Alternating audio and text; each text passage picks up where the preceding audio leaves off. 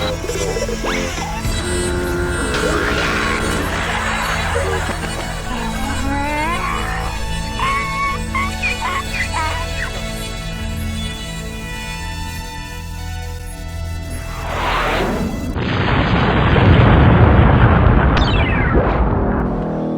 back to Fuzz Lab. Today I'm going to be monkeying around with my Stratocaster. Now, as you can see, I went and forged a signature on here in an attempt to increase the value of the instrument. Now, I want to protect my investment. I don't want to muck this up. So, my lovely wife, Gonti, went and purchased me this excellent pick guard. It's still got the plastic on there, but you can see it's a mirror pick guard. So the idea is, well, I'm not exactly sure yet, and I don't know how much of this project I'm going to be filming, but I wanted to talk about options here and demonstrate a technique that I found that makes my life a little easier. So the point is, I really am ignorant. I have no clue of what I'm going to be working with when I remove this cover. I'm clueless. Is there enough room for a 12-volt sealed lead acid battery? I don't know. Is there room for a standard 9-volt in between the pickup selector and the pots? We shall see. Now, there's always what we know and love, the CR 2025, the button batteries, about the size of a quarter, or the CR 3032s, are they?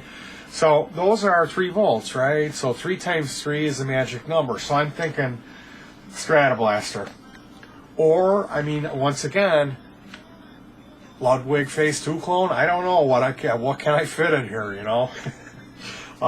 What I do really want to do is for in here a kill switch, and this I got from All Electronics. They were $1.75. Momentary contact. It's a metal switch, and I couldn't believe how cheap they were. It's a good price for this switch. So I got a bunch of these a while ago, and I'm thinking of cutting one of these in here. And a little bit about kill switches. You know, you'd think how you would wire this up is you take your signals coming out of everything going right to the jack, so you'd cut that positive wire and have it just run through these. So, and it would, you know, break the connection. You'd have a normally closed switch, and when you depress it, the opposite of a doorbell switch. Well, that doesn't work because, think about it, when you unplug your guitar, what do you hear out of the amp? It starts humming real loud, and that's what the effect of breaking the signal path would be if you would wire it up the easy way. So what I'm thinking I'm going to try, and I'm not sure if I'm going to blow anything up, I hope not, would be just run, there's 2 connectors on this, and this is the type of switch that, like a doorbell, when you press it, it makes a connection. When it's not pressed, there is no connection. So it's normally open. I'm just going to run 2 wires right to the output jack. You know, on your output jack, you've got the guitar cable plugs in. There's the tip, which is the positive, and then the sleeve, which is the ground or the negative. So this would be just like hard shorting the guitar cable. And I'm pretty sure it's going to work. I don't think it'll hurt anything. I bet there will be a pop, though, when you hit this, especially like if you're using a booster or high gain pedal. I bet when you start hitting that first one, or some of them are going to have an audible pop, which we don't want that. So I'm thinking if I could cut in a resistor, you know, not in between, it would have to go on one leg, cut in like a high value, like a 1M or a 10M. I don't know, I'm going to have to monkey with this and see. So that'll be probably another video.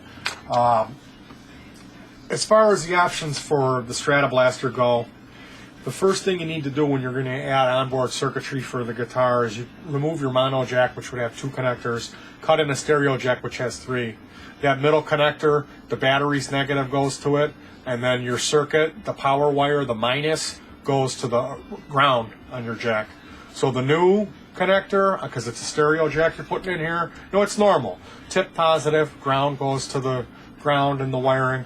But this third jack, that goes to the circuit, the minus for the battery connector, and then the minus, the ground on the jack, goes to the battery. So then when you plug a cable in, inside that jack are the long shaft, not the tip, is going to make connection in between those last 2. It's going to connect them, and then the battery is going to fire up the circuit. So then when you unplug it, it shuts the battery off, saves your battery. So then what you can do is get yourself, these are a little pricey. I paid $5 for this. It's a cheap one. You get yourself what's called a push-pull pot. And this is a regular, it's like a guitar pot that has a switch on the back of it.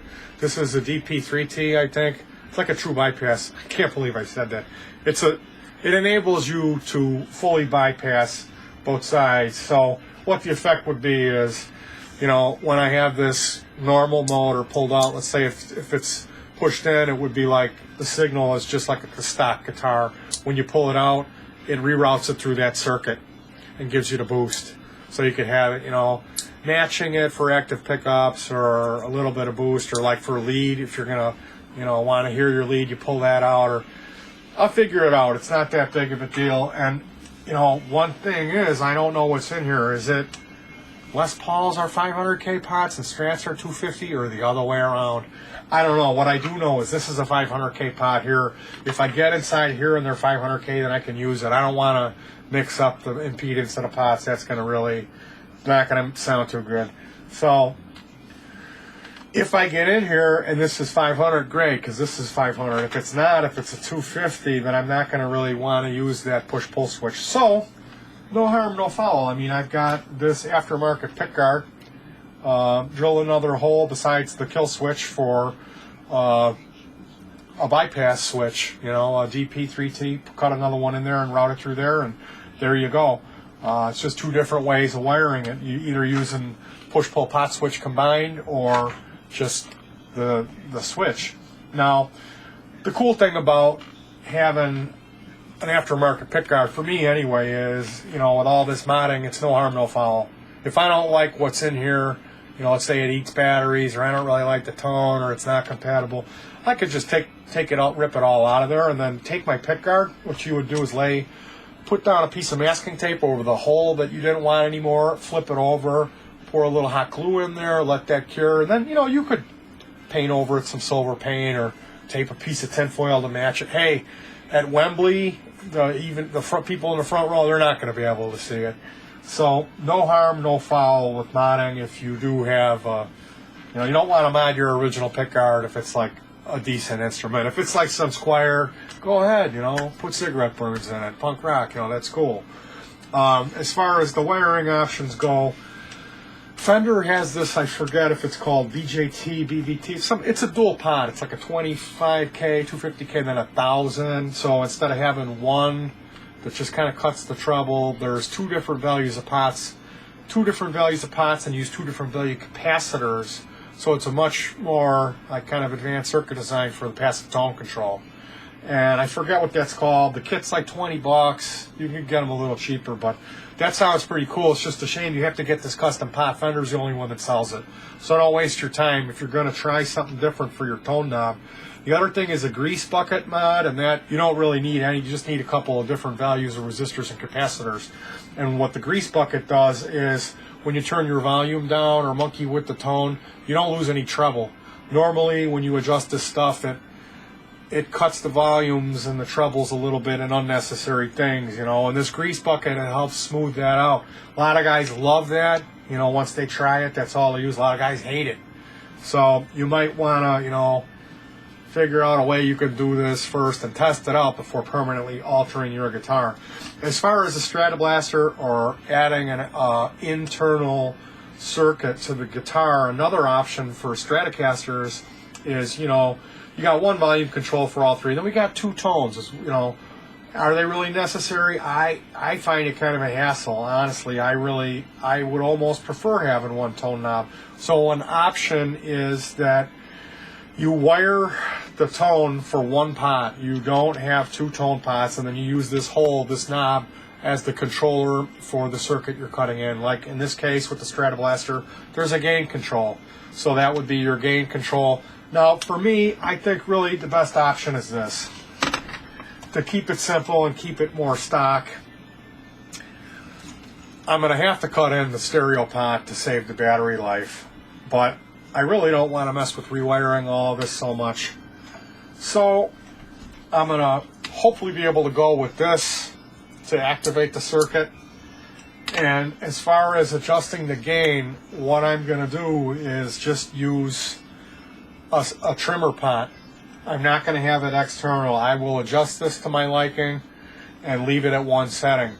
Now, the way you could do that, you could build a circuit on a breadboard, hook up a pot, and then you get it. It's at 4, and that's where I really like it. Anything more than 4 is too much. That's the sweet spot. So then what you do is you disconnect that pot, put your meter on legs 1 and 2 on ohm setting, measure the ohms. Let's say it comes up like it's a 50K pot, and at 4 it's like 18 ohms, we'll say. So then just cut in an 18 ohm resistor in place of that pot. Or you could put in a set and forget, a thumb screw pot, trimmer pot, and then adjust it like that. So there's all kinds of different ways you can do this, and I'm thinking I really don't want to be having to worry about adjusting it. I'm going to just set it at one level. We'll see. And like I said, it's not that big of a deal. Later on I can open it up and modify it at will.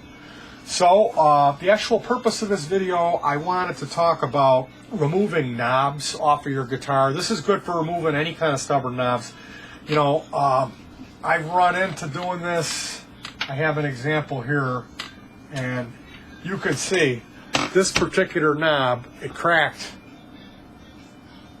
and it was tight on there. This is I got this knob off of eBay. My daughter really liked these knobs. I got these for her Cyclone, and I put them on there. They were real tight, and then I, like an idiot, I was prying on them. You know, I went in there and it just cracked out. Turned it around. It did come up a little bit. I turned it around and cracked it again. So we don't want to be doing that. You're going to mar the pickguard and possibly even crack. So the other method you can use is, I've got an old leather work glove here that somebody, not me, no, I did wear these work gloves. It's a huge hole on the index finger. So what you do is you just get a nice scissors and cut the thumb and maybe the middle finger off. And these, what I use these for is for wrapping around screws if they're stripped, certain things. You know, if you don't want to mar them, you could take one of these fingers, put it over the knob, and then grab it with like a channel locks type pliers that's round on the inside, and then try to pull that off. But still, I wouldn't recommend it. The whole purpose of this video, besides talking about options for internal circuitry, is to demo this trick that I've come up with here, which is got 2 settings. And this is came out of the dumpster at Second Chance resale store. I call that dumpster Third Chance. But this is it's a Revlon, it's a ladies thing. It's got like a curling iron coming off of it with these bristles, so you curl it up and then turn the hot air on and get your obligatory Hendrix perm going. So you just remove that piece here, and then you got like, it's a little less bulky than a big giant hair dryer, and it's also a lot less output. You can even hear it here. That's low and that's high, and it's not, oh yeah, you can't see it blowing. My hair's too short, but yeah, I really like this thing. So that's what you do. You heat up your knob with this little mini hair dryer. What I do is start off on high and then go down to low, and I just kind of keep spinning the knob, and it will get nice and hot. And then at that point, when I feel I'm done, I'm going to wrap that leather glove around it, because it's going to be hot, and I'm going to grab it with my fingers and rip it off. Now this is also good for your trim arm tip. I don't like the white plastic tips. I really don't care for those so much. Some of them are threaded, like this is a good one. It's threaded, and so those are no problem. But I like the squares, a lot of them, they're not threaded. And if you pull them off, then you just have the regular comb, or you could get a different color tip. They sell them. So you just gotta make sure that you order the right one. Ordering stuff for tremolos is always really bad news, but the point is for those trem arms, you can just fill up your sink with really hot water and throw them in there. But then, I don't know, you're getting water in there. I much prefer to use this mini hair dryer, and you can see I'm taking my time. I'm getting it good and hot. You don't want to melt anything, but let's give it a shot. And if this doesn't work, I'll go ahead and cut.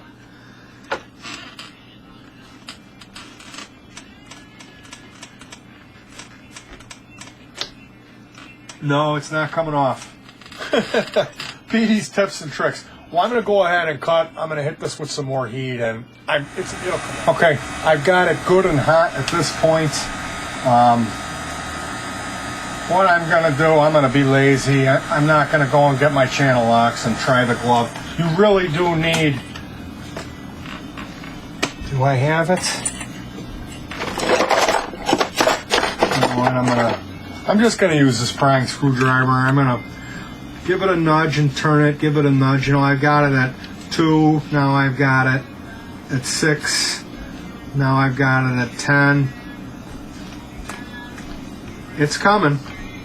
And without the heat, I can't tell you how bad I felt when I broke those knobs that I ordered for my daughter's guitar. So you don't necessarily, you don't need this thing. Use a hairdryer, but a little bit of heat's going to really help you out. So maybe there'll be a little bit more to this Strat Mods project, maybe not. I got to see what I make up my mind. Either way, thanks for the views. I really appreciate the subscriptions and the thumbs up. So may all your circuits come up good the first time, and keep on hacking.